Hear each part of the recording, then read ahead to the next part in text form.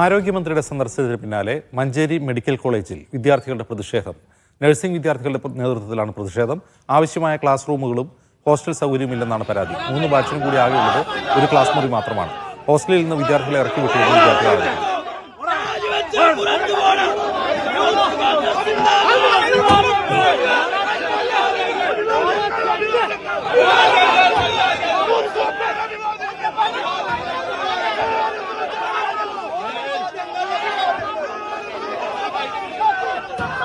ഞങ്ങളുടെ ബിൽഡിംഗാണ് ഈ പുറകിൽ കാണുന്നത്. ഇതിന് 40 വർഷം പഴക്കമുണ്ടെന്ന് പറഞ്ഞിട്ട് ഞങ്ങൾക്ക് ഇപ്പോൾ ഇവിടെ താമസിക്കാനും മര്യാദയ്ക്ക് ക്ലാസ് നടക്കാനും പറ്റാത്ത ഒരു സിറ്റുവേഷനാണ്. ആകെ ഒരു ക്ലാസ്സാണ് അവൈലബിൾ ആയിട്ടുള്ളത്.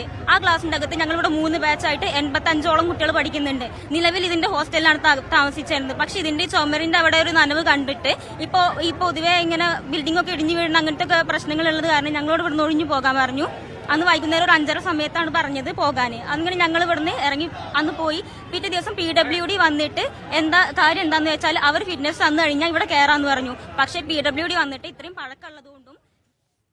ജംഷീർ പൊടിഞ്ഞു. ജംഷീർ, എന്താണ് വിദ്യാർത്ഥികളുടെ ആരോപണം? അജിത്ത്, കഴിഞ്ഞ ഒരു മാസമായി വിദ്യാർത്ഥികളുടെ ഹോസ്റ്റൽ പ്രവർത്തിക്കുന്നില്ല എന്നുള്ളതാണ്. അതായത് ഈ ഹോസ്റ്റലിൽ നിൽക്കുന്ന കെട്ടിടത്തിൽ തന്നെയാണ് വിദ്യാർത്ഥികൾ പഠിക്കുന്നതും അതോടൊപ്പം തന്നെ അവർ താമസിച്ചിരുന്നത്. ഒരു മാസം മുമ്പാണ് ഇവരെ ഈ ഹോസ്റ്റലിൽ നിന്ന് ഇവർ താമസിക്കാൻ കഴിയില്ല എന്ന് പറഞ്ഞ് ഇവരെ ഇവിടെ നിന്ന് പുറത്താക്കുന്ന ഒരു സാഹചര്യം ഉണ്ടായത്. എന്നാൽ ഇതിനു ശേഷം ഇവർക്ക് താമസിക്കാനുള്ള മറ്റെന്തെങ്കിലും സംവിധാനങ്ങളോ ഒന്നും ഏർപ്പാടാക്കി നൽകില്ല എന്നുള്ളതാണ് വിദ്യാർത്ഥികൾ പ്രധാനമായി പറയുന്നത്.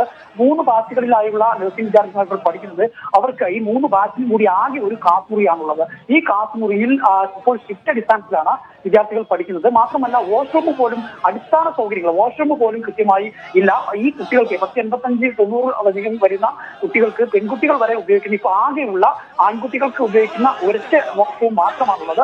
അങ്ങനെ മൊത്തത്തിൽ അടിസ്ഥാനപരമായി യാതൊരു വിധത്തിലുള്ള പഠിക്കാനോ അല്ലെങ്കിൽ അവർ താമസിക്കാനുള്ള സംവിധാനങ്ങൾ ഇല്ല എന്നുള്ളത്. ഇപ്പൊ നിലവിൽ ഈ കുട്ടികൾ വീട്ടിലേക്ക് പോകേണ്ട ഒരു സാഹചര്യമാണ്. നമുക്കറിയാവുന്നത് പോലെ പല കുട്ടികളും പാവപ്പെട്ട വീട്ടിൽ നിന്ന് വരുന്ന കുട്ടികളാണ്. അവർക്ക് പുറത്തൊരു ഹോസ്റ്റലിൽ എടുത്ത് താമസിക്കുക എന്നുള്ളത് സാമ്പത്തികമായി അവർക്ക് താങ്ങാവുന്നതല്ല. അതുകൊണ്ട് തന്നെ വീട്ടിലേക്ക് പോയി വരുന്ന ഒരു സാഹചര്യം ഇത് വളരെ വലിയ ബുദ്ധിമുട്ട് സൃഷ്ടിക്കുന്നു. ദൂരെ സ്ഥലങ്ങളിൽ നിന്നുള്ള കുട്ടികളൊക്കെ ഇത്തരത്തിൽ വീടുകളിലേക്ക് വൈകുന്നേരം പോകും. പിന്നീട് പുലർച്ചെ 5 മണിക്കൊക്കെ വീട്ടിൽ നിന്ന് ഇറങ്ങി വരേണ്ട, ക്ലാസ്സിലേക്ക് വരേണ്ട ഒരു സാഹചര്യമുണ്ട്. ഈ സംഭവം പലതവണ അധികൃതരെ ഇവർ അറിയിക്കുന്നു എന്നുള്ള കാര്യമാണ് പറയുന്നത്. ഈ ഒരു സാഹചര്യം ഇന്നിപ്പോൾ മന്ത്രി വീണ ജോർജ് അവിടെ എത്തിയപ്പോഴാണ് വിദ്യാർത്ഥികൾ ഇത്തരത്തിൽ പ്രതിഷേധവുമായി രംഗത്ത് വരുന്ന ഒരു സാഹചര്യം ഉണ്ടായത്. വിദ്യാർത്ഥികൾ മന്ത്രിയെ ഈ കാര്യം ധരിപ്പിക്കാൻ ശ്രമിച്ചിരുന്നു. പക്ഷേ കൃത്യമായത് മന്ത്രി കേൾക്കാൻ കഴിഞ്ഞില്ല എന്നുള്ളൊരു കാര്യം കൂടി വിദ്യാർത്ഥികൾ പറയുന്നുണ്ട്. ഈ കെട്ടിടമാണെങ്കിൽ ഏതാണ്ട് ഈ കെട്ടിടത്തിന്റെ ഭാഗങ്ങളിൽ ഇത്തരത്തിലുള്ള വിള്ളലോ മറ്റു കാര്യങ്ങളൊക്കെ ഉണ്ട്.